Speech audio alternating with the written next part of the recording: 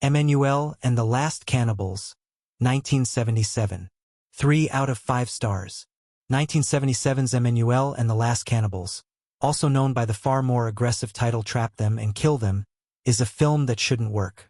Directed by the Italian master of cult sleaze, Joe D'Amato, and starring the legendary Laura Gemser, this movie attempts to blend an erotic travelogue with cannibal horror. It is a combination that many would call oil and water. But for the right audience, it is a fascinating 3-star relic of the exploitation era.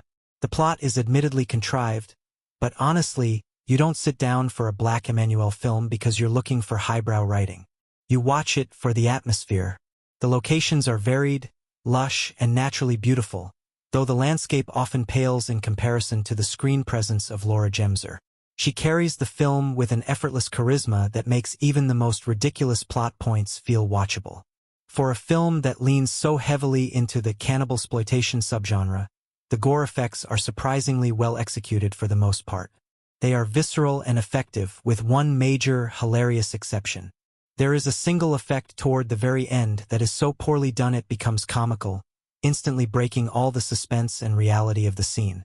It's a jarring moment, but in a Joe D'Amato film, that kind of tonal whiplash is almost part of the charm. One of the funniest parts of the movie is a throwaway line at the very end. The film suddenly tries to question the nature and integrity of photojournalists, attempting to give the story a moral compass right before the credits roll.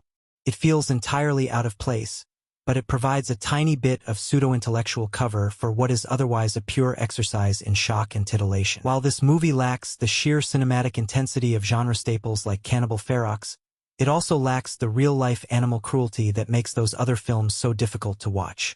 That makes it a significantly lighter entry and a decent starting point for anyone interested in exploring this specific era of Italian cinema without the heavy baggage of its more infamous peers.